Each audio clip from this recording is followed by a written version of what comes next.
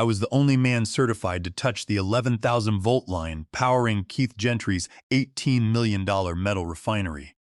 But when I asked for a mandatory safety inspection to prevent a catastrophic explosion, Keith fired me on the spot, calling me a cheap Sparky and replacing me with his unlicensed nephew. I did not argue. I just packed my tools, walked away, and watched the clock ticking down to the moment the lights went out for good. My name is Roy Miller, and I am 51 years old. I have been working high-voltage electrical systems for 28 years, ever since I got out of the Navy. There is a specific sound that 11,000 volts makes when it is contained within a transformer the size of a shipping container. It is not a buzz, it is a hum, a low-frequency vibration that you feel in your teeth before you hear it with your ears. To most people, it sounds like power. To me, it sounds like a sleeping dragon waiting for an excuse to wake up. I checked my watch. It was 6 o'clock in the morning. The sun had not even crested the horizon yet, but I was already 60 feet up in the bucket lift, hovering over the main substation for the Cyto manufacturing plant. The air was crisp, smelling faintly of ozone and wet gravel. "Roy, how is the temperature looking on Phase B?" Neil Hudson's voice crackled through my radio headset. Neil had been my partner for 15 years, solid as they come. I looked at the thermal imaging camera mounted on my rig. The screen showed a gradient of blues and greens with a hot spot of angry red pulsing, right at the connection point. "She is running hot, Neil," I replied, keeping my voice steady. "It is 70 degrees above ambient. We are pushing the thermal limits on these bushings. If we do not schedule a shutdown for maintenance within the week, we are going to have a catastrophic failure." "Copy that, Roy," Neil said, sounding tired. "You know Keith is not going to like hearing the word shutdown. We are 3 weeks behind on the expansion project as it is." "Keith can like it or lump it," I muttered, adjusting my insulated gloves. They were Class 4 rubber, thick and clumsy, but they were the only thing standing between me and instant vaporization. Physics does not care about his production schedule. I spent the next hour documenting the wear. I knew these grids better than the back of my own hand. This setup powered massive induction furnaces. If the power dipped, molten metal in the vats would cool and solidify, ruining millions in inventory and destroying the equipment. I was the only one on this site certified to touch the high side of the transformer. That certification was not just a piece of paper. It was thousands of hours of training, and a license that cost more to maintain than most people's cars. I lowered the bucket to the gravel lot. I stripped off my harness, checking and stowing every clip. You do not survive this job by being sloppy. A black luxury utility vehicle tore into the muddy lot, parking aggressively next to the job trailer. Keith Gentry stepped out. He wore a navy blue suit and Italian leather shoes already ruined by site mud, looking more like a hedge fund manager than a contractor. He slammed the door and marched toward me, pointing a manicured finger. "Miller," he shouted, "why is the bucket down? We have conduit to run on the north wall." I wiped a smudge of grease from my cheek. "Morning to you too, Keith. The bucket is down because I was inspecting the main feed. We have a problem." Keith stopped 3 feet from me, wrinkling his nose as if the smell of hard work offended him.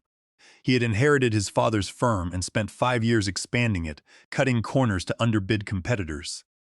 "I do not pay you to find problems, Roy," Keith sneered. "I pay you to keep the juice flowing. Mr. Cyto is flying in next month for the grand opening of the new wing. I need those furnaces online and testing by Friday." I picked up my thermal camera and held the screen up for him to see.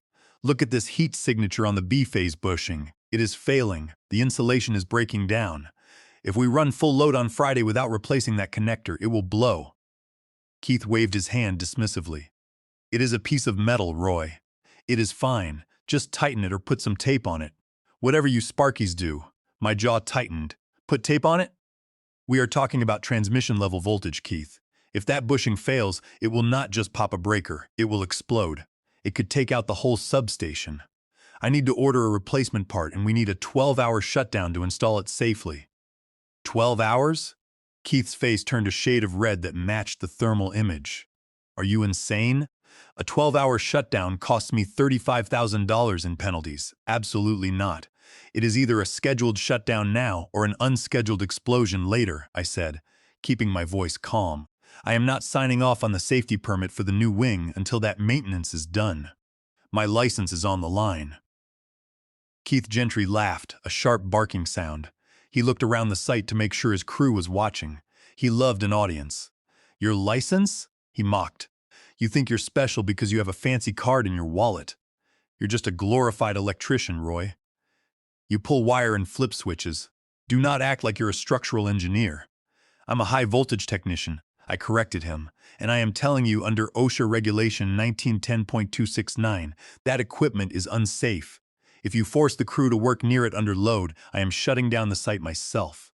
The silence that followed was heavy. Neil, standing by the tool crib, looked down at his boots. He knew I was right, but he also knew Keith held the paychecks. Keith took a step closer, invading my personal space. I smelled expensive cologne masking the scent of stale coffee. "You do not shut down anything on my site, Miller." Keith hissed. "I run this show. I own the contract. You work for me. Now are you going to get back up in that bucket and sign off on the permit, or do we have a problem?" I looked him in the eye. "I won't sign a death warrant, Keith. Fix the bushing." Keith stared at me for a long moment, his eyes darting to the younger guys watching from the scaffolding. He could not handle being told no in front of his employees. His ego was the only thing bigger than the transformer behind me. "You know what your problem is, Roy," Keith said, his voice loud enough for everyone to hear. "You're old, you're slow, and you're too expensive. You think you're irreplaceable because you've been doing this since the Stone Age?" "Experience costs money," I said simply. "Safety costs money." "Sparkies are cheap," Keith shouted, throwing his hands up.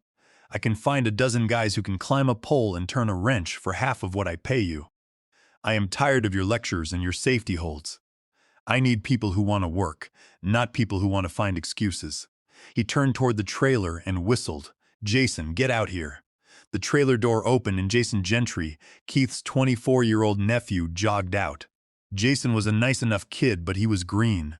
He had failed his journeyman exam twice and had 0 high-voltage certifications. He was wearing a brand-new hard hat that did not have a single scratch on it. "Yeah, Uncle Keith?" Jason asked, looking confused. Keith pointed at me, then at the transformer. "Roy is leaving. You're taking over the electrical lead." I felt a cold pit form in my stomach, not for me, but for the factory. "Keith, you can't be serious. Jason isn't certified for anything over 600 volts. This is a 110,000-volt system. If he touches the wrong thing, he dies. He is smart. He'll figure it out," Keith scoffed. "It is just wires, Roy. Red to red, black to black." Jason grabbed the keys to the bucket truck from Mr. Miller. Jason looked terrified. He looked at the massive humming transformer, then at me. Uncle Keith, Roy usually handles the high side. I do not really know the switching sequence." "Shut up and take the keys," Keith snapped. He turned back to me, a smug grin plastered on his face. "You're fired, Roy. Get your gear and get off my site. I am docking your final pay for the delay you caused this morning." I looked at the keys in my hand. I looked at the failing transformer, humming its dangerous tune, and then I looked at Keith. I did not yell. I did not beg. I did not warn him again. I had given my professional opinion, and it had been rejected. "Okay," I said. I dropped the keys into Jason's trembling hand. "Good luck, kid," I said to Jason. "Do not touch the bushings and wear your rubber." I walked over to the tool crib and started packing my personal specialized gear, my hot sticks, my meters, my climbing belt. Those were mine. "Where do you think you're going with those?" Keith barked. "Company property stays. Read my contract, Keith," I said, snapping the latches on my heavy-duty case. "I provide my own calibrated tools. You provide the headache. I am taking the tools." I hefted the case onto my shoulder. It weighed 60 pounds, but it felt light compared to the weight of responsibility I was leaving behind. I walked past Keith without looking at him. "You'll regret walking away," Keith yelled after me. "You'll never work in this town again. I'll make sure of it." I reached my truck, threw my gear in the back, and started the engine. As I drove out of the muddy lot, I looked in the rearview mirror and saw Keith patting Jason on the back, pointing up at the deadly equipment. I checked the time. It was 7:15 in the morning. The heat on that bushing would continue to rise with the morning load. I gave it 4 weeks, maybe 5. I was wrong. It did not even take that long. The drive home was quiet. Too quiet. Usually my mornings were filled with the chatter of the site radio, the ringing of supplier calls, and the mental checklist of 100 different load calculations. Now there was just the hum of my tires on the asphalt and the low murmur of the news radio. I pulled into a diner about 5 miles from the site, a place where the coffee tasted like battery acid, but the eggs were fresh. I needed a moment to decompress before I faced the reality of being unemployed at 51. I sat in a booth by the window watching the rush hour traffic. My phone buzzed on the table. It was Neil. I debated ignoring it, but Neil was a good man. He was just caught in the middle. I slid the green icon. "Tell me he did not make Jason climb the structure," I said, skipping the hello. "He did not," Neil whispered. The background noise was loud, grinders and heavy machinery. "But it is worse, Roy. Keith ordered us to bypass the thermal overload relays on the main breaker. He said they were nuisance tripping and slowing down the testing phase." I gripped the phone so hard my knuckles turned white. "He what?" "Neil, those relays are there to prevent the transformer from melting down.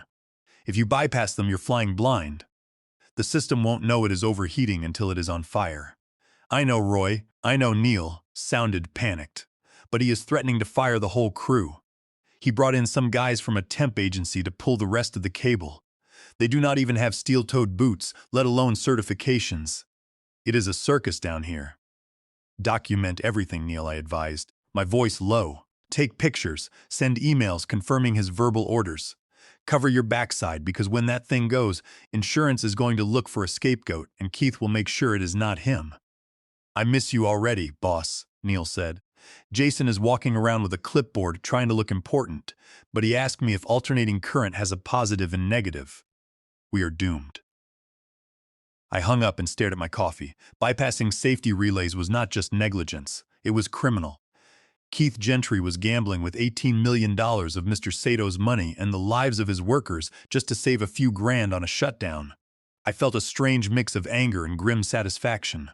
I had built that power grid. I knew its tolerances.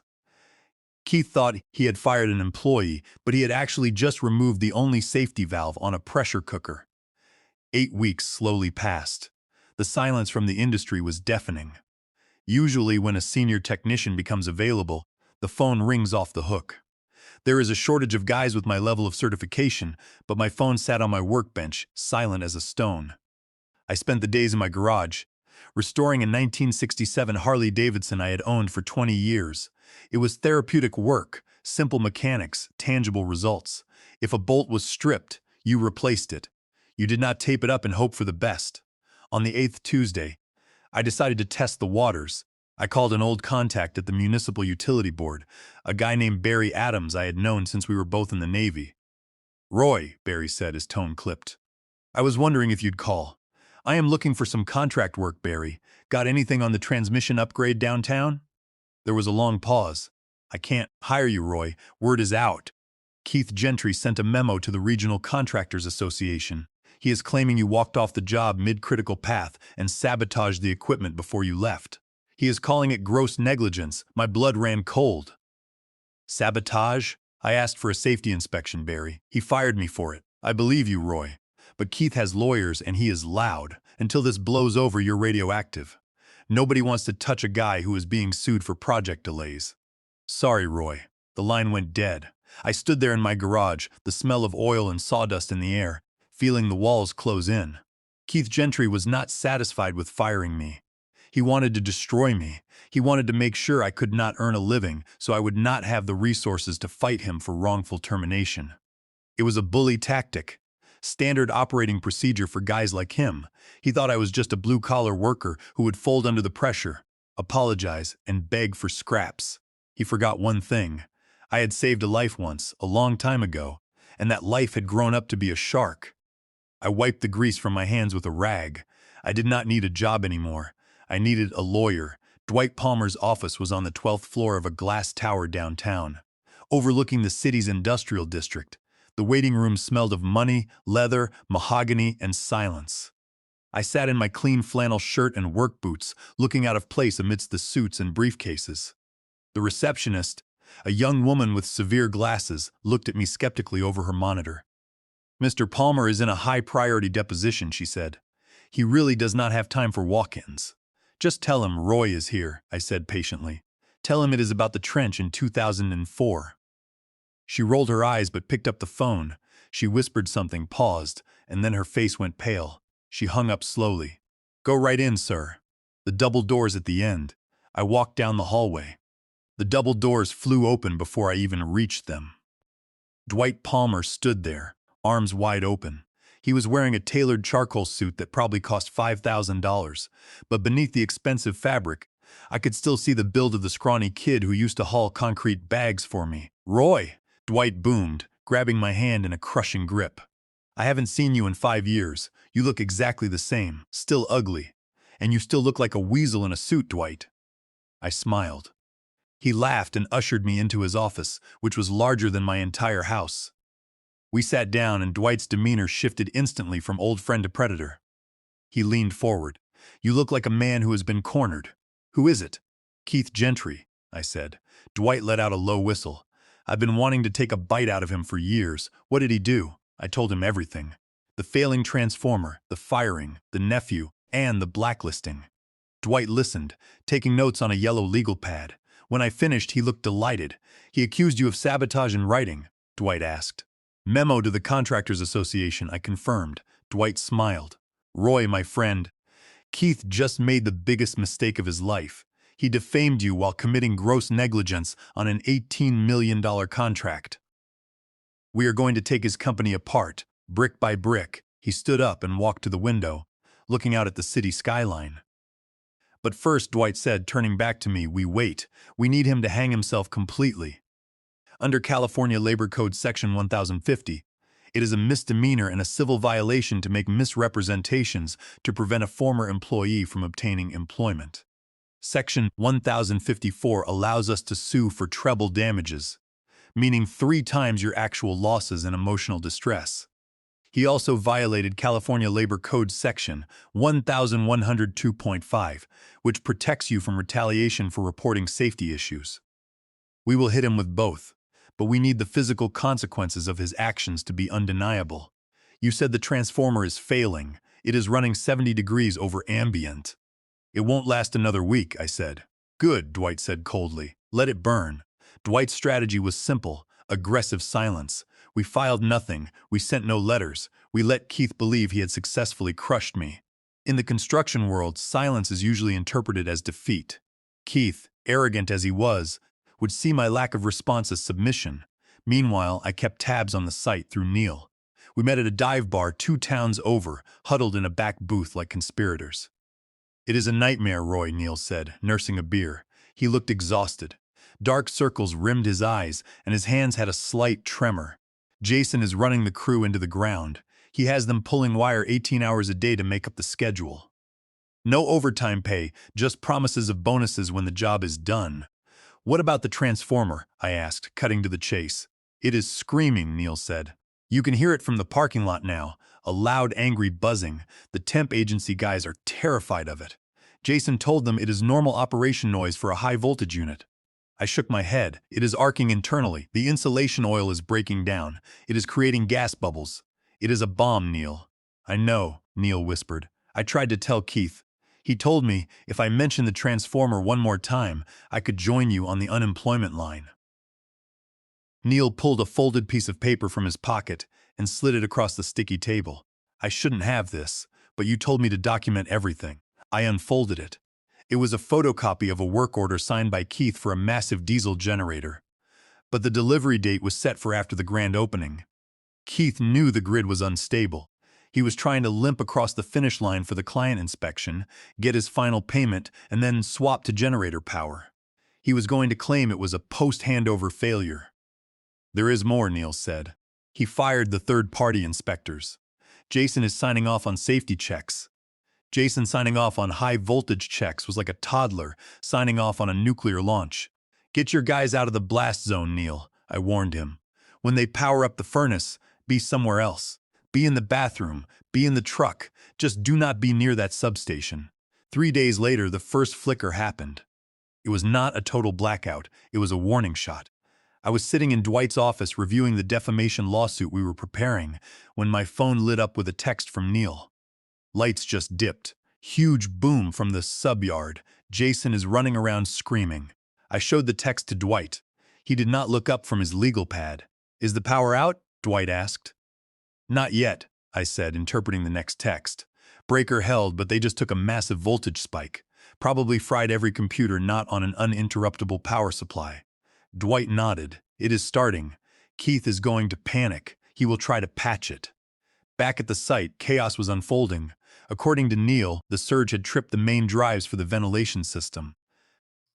The factory floor was filling with smoke from the welding stations. Mr. Sato's representatives were on site for a preliminary walkthrough, and the lights in the conference room had flickered and dimmed right in the middle of Keith's presentation. Keith, true to form, had lied. He told the reps it was a utility-side fluctuation, blaming the city's power instead of his own failing equipment. He sent Jason out to reset the breakers, a dangerous and stupid move on a live fault. Miraculously, the breaker held when Jason slammed it back in. The lights came back on. The ventilation roared to life. Keith wiped the sweat from his forehead and smiled at the clients. See, just a glitch in the city feed. Our system is robust.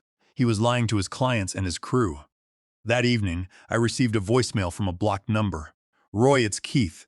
I need you to come in for a consult. Just a one-day thing. I'll pay your day rate. I played it for Dwight. He sounds desperate, I said. He is, Dwight agreed. Do not call back. If you go back, you validate his negligence and become liable. If it blows up, he will blame you. Let the rot show. I knew Dwight was right, but it was hard to sit on my hands. I won't call, I agreed.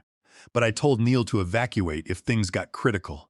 The end came on Friday afternoon during the first full load test of the induction furnaces, drawing maximum amperage to melt 10 tons of alloy. It was 2 o'clock in the afternoon. The sun was high. I was in my garden, pruning roses, trying to keep my mind off the inevitable. My phone did not ring, it did not buzz. It simply lit up with a news alert from the local station app.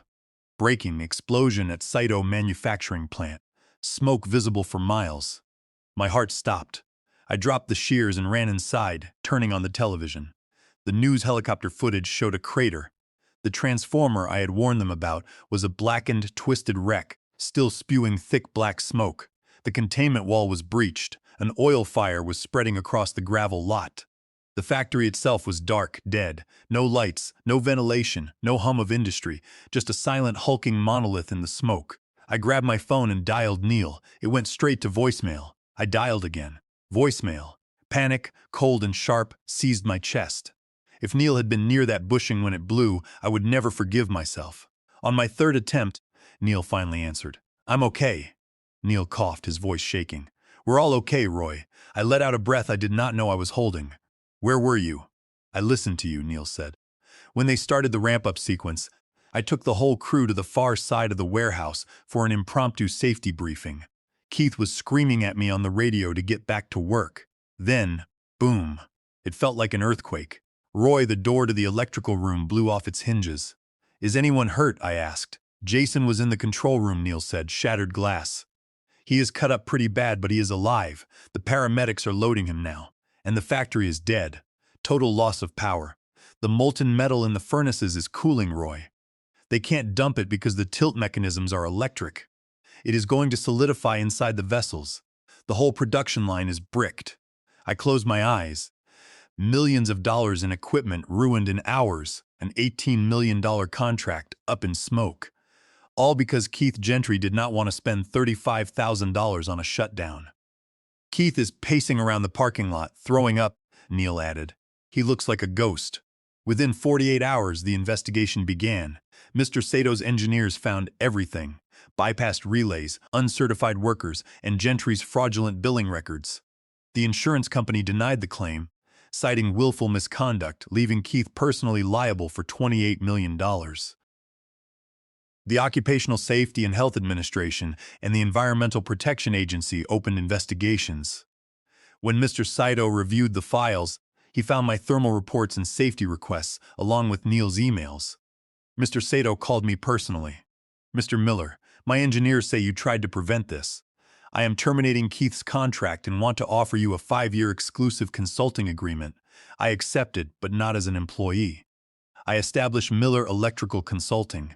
Neil became my operations manager, Jason Gentry.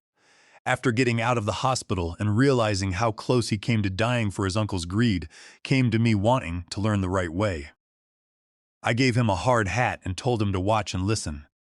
He has not made the same mistake twice. Keith Gentry was arrested 3 months later on charges of fraud and criminal negligence. His company went bankrupt and his fancy utility vehicle was repossessed. Last I heard, he was selling insurance in a strip mall 2 counties over. Now, I sit on my porch, sipping iced tea and watching the sunset over the rebuilt factory. The lights burn bright and steady. The transformers hum their content song. Everything runs exactly as it should. I spent 28 years thinking that if I just kept my head down and did my job, the world would treat me fairly. I was wrong. The world is full of people like Keith Gentry, who see safety as a cost and expertise as an expense. My mistake was not standing up to him. My mistake was waiting so long to realize my own value. Documentation is your shield. Safety is not a negotiation, and know your worth. Keith called me a cheap Sparky. He found out the hard way that you pay for quality once, or you pay for failure forever.